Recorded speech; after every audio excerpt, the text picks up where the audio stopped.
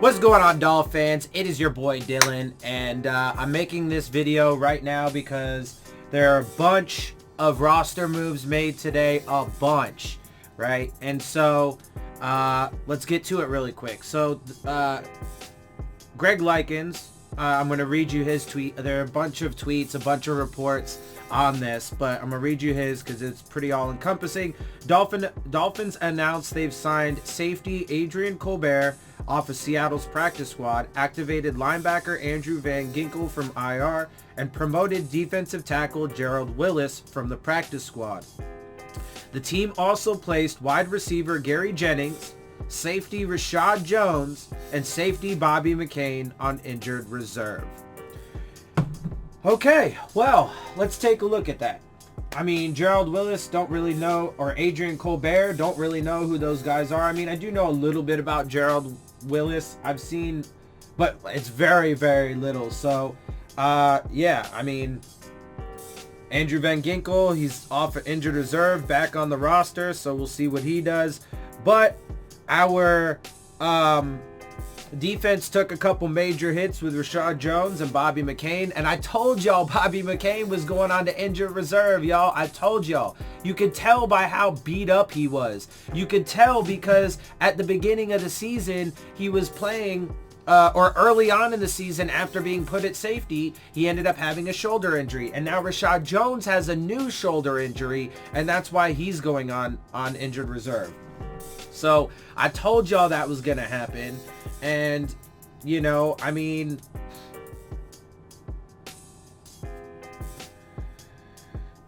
not to mention, so real quick, let's, I want to read you this quote from Brian Flores on Rashad Jones. Okay, here's what he had to say. This is what Cameron Wolf tweeted out. Brian Flores says he got to know Rashad Jones very well. He spoke to what he's done to the organization and team over the last decade. He thinks Jones can still play and mentioned, quote, "We'll see if he can be a part of Dolphins' future beyond this season." It's a wrap, dude. Jones is done. Jones is not going to be a part of the Dolphins going forward. It's pretty clear off that answer, right? Now, I mean, a lot of people are like, well, he said we'll see. Bet. I told y'all Bobby McCain was going to end up on injured reserve.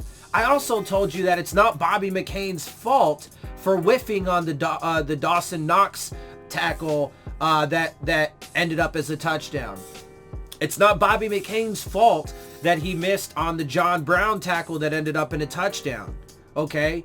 He shouldn't have been playing to begin with because of how banged up and beat up he was. That was the coaching for allowing him to do it. Even if the player was stubborn and being like, no, I want to play. It's the coach's responsibility to determine if a player has to be shut down or not because of the extent of their injuries. They didn't, and they put him out there. And now he got even more injured, and now he's on injured reserve, and he'll likely end up having to have surgery. That's my guess.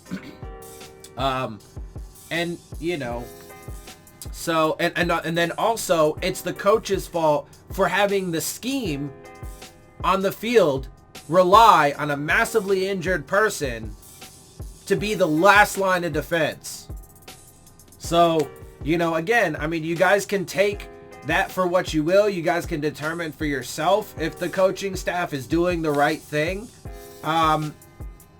You know, but from my perception, they're totally fucked up, especially on that. You don't let that guy play. You get him the fucking, you know, surgery and the medical attention that he needs. Stop putting him on the field, and then don't scheme it so that way he's your last guy when you know that, I mean, the dude's massively banged up and he clearly couldn't tackle to save his life. And then he just got more hurt. And he got hurt to begin with, playing at safety, a position that he's never played before, blah, blah, blah, blah, blah. So, you know, again, best case scenario, it's just ineptitude. But I mean, this is pretty gross negligence. And this is an example of why there was talk about how it's abhorrent and morally reprehensible to have the philosophy that we had going into this, right? Because they get players hurt with this kind of philosophy. And so it is what it is. You know, I told y'all And look, it has yet. It's another thing that I foreshadowed that has now come to pass. Looks like Ken Webster, though, returned to practice on Wednesday, so that's good. Even though our secondary is, like, absolutely demolished at this point. Also, let's note, though, in case you guys haven't noticed, there's been...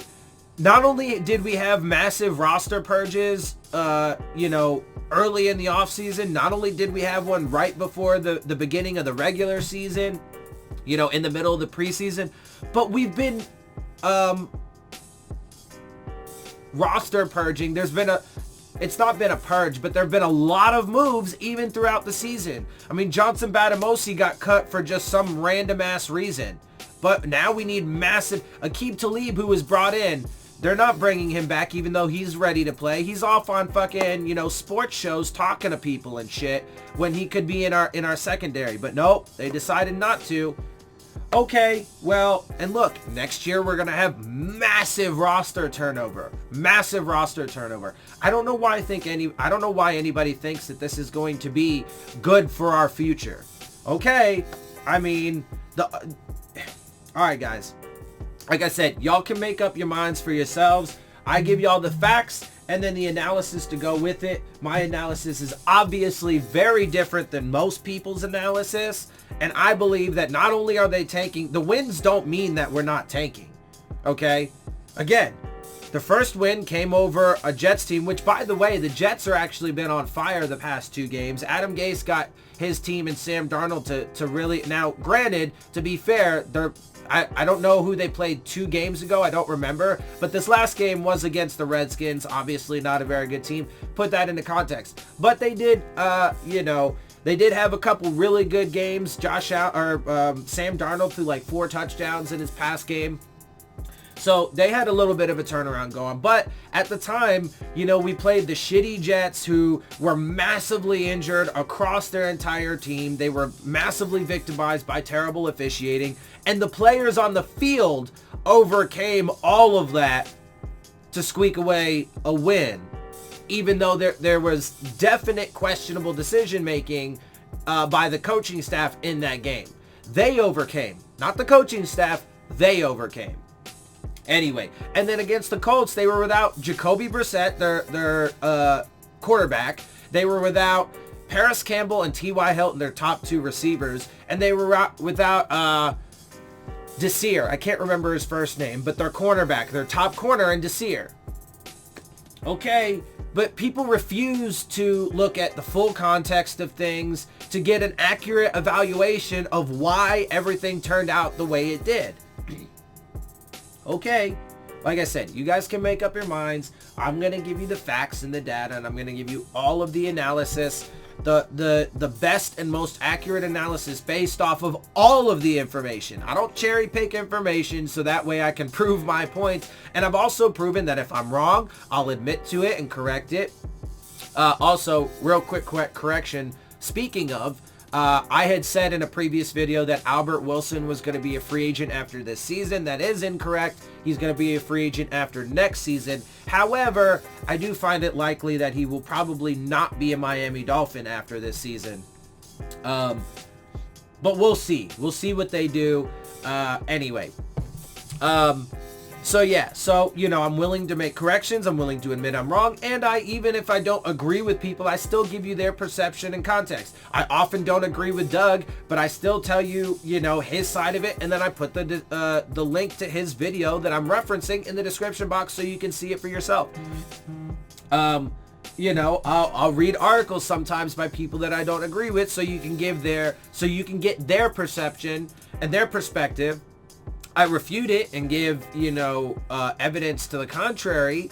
And then sometimes I do read stuff that backs up my claims as well. So I like to make sure that you have the full context, and I don't cherry pick things just to suit my argument. I make sure that you have all the data, all the information, all the facts.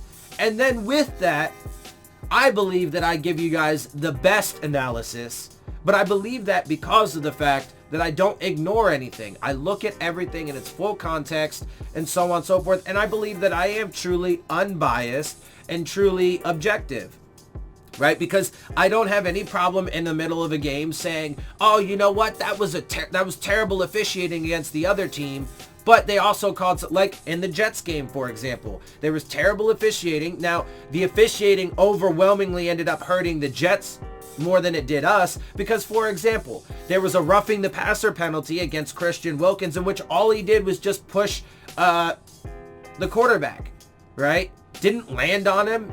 Christian Wilkins was still standing up. All he did was give him a little bit of shove. They called roughing the passer. Now, it didn't matter because the play itself resulted in a touchdown, and the only way that it would have come back would have been by penalty would be a offensive penalty to remove the offensive score. So it didn't actually matter. But whereas the Jets, let's say the Robbie Anderson offensive pass interference, when he was actually a blocker in the scheme, he was still within 5 yards of the line of scrimmage, and all he did was push the defensive back, and he fell down. And they called it pass interference, and it killed one of their drives. Okay? The catch rule that took back, the Jets touchdown, blah, blah, blah. So I'm fair about that, and I'm truly objective, right?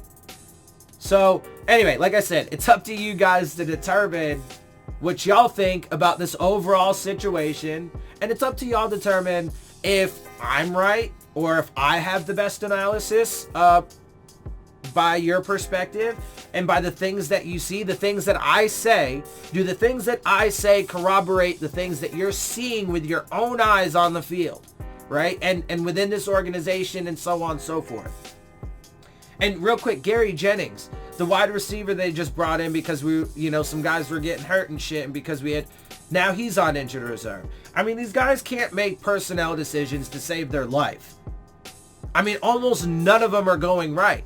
Even the bright spots that we have, right? Like Preston Williams, done for the rest of the year. We just don't know. He's a total mystery at this point.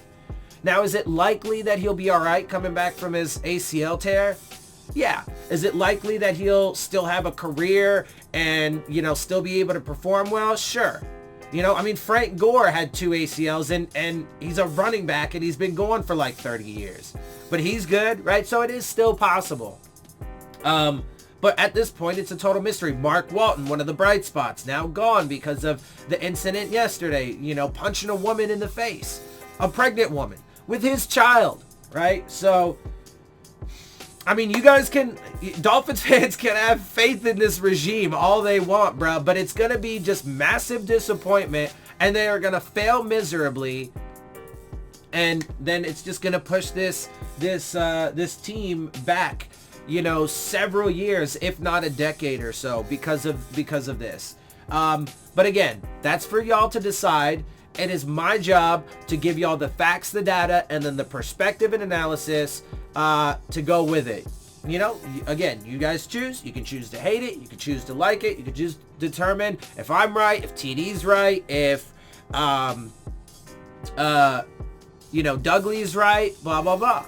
And like I said, sometimes I agree with Doug. I agree with K Flexen more often than Doug, right? So it's not like I totally disagree with those guys.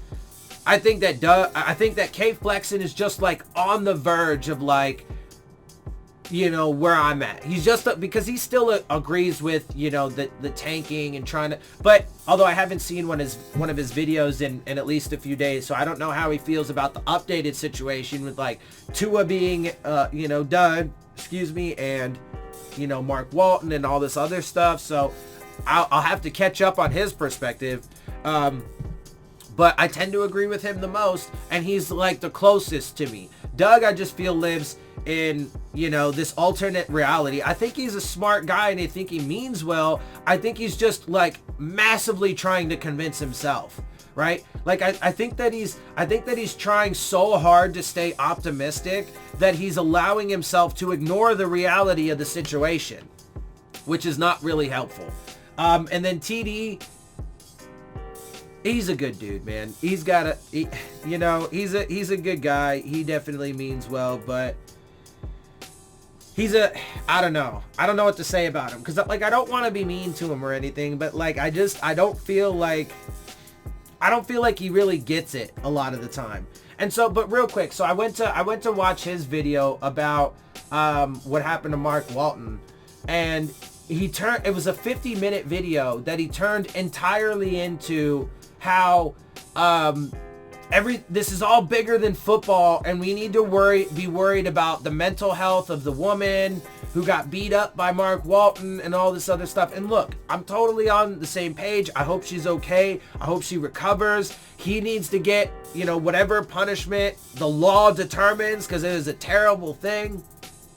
I hope that he doesn't end up in the NFL again, because not to fuck up his career, but because the NFL needs to send a message. I think it's unlikely. I think somebody's going to end up picking him up, because the NFL has proven that they really don't give a shit about that at the end of the day. But, so I think that, and I definitely think that she needs support, and I hope that she, overcomes this. And obviously that is more important than football, without question. However, my channel, Doug's channel, K-Flexion's channel, TD's channel, TD Phins Talk, it's about Dolphins. It's about football. So I understand it's bigger than football, okay? And say your piece about it. Say that you wish her the best, and that, hope she recovers, and that you hope that, he gets the adequate punishment, what have you. But then move on to how it affects football and how it affects this team, because that is the point of your channel, right? So anyway, look, I don't mean to attack these guys or whatever, and I want us to have some solidarity and to come together and work together to help fix this team. But when you have guys like Doug who are like persistently trying to keep themselves in some alternate reality because they're just trying so hard to remain optimistic despite the overwhelming evidence, well, it's not really helpful, because then he puts that message out to the thousands of subscribers that he has, and then he gets, people in the fan base to go along with it, even though it's a fool's errand, and it's going to all leave us, drastically, severely disappointed at the very end of it all. Anyway, so that's all there is. I'm going to go ahead and leave it there, guys, and get up out of here. I hope you guys enjoy my views, my perspective, and the things that I have to say. And if you do, make sure you hit the subscribe button, make sure you hit the like button, make sure you hit the bell if you want to get the alerts. Share my channel and my videos with your friends and family. Leave your questions, comments, and concerns down in the comments section. And of course, as always, make sure you follow me on Twitter at Dillon Tartaro. And with that, I am out. I'll see y'all soon. Fins up.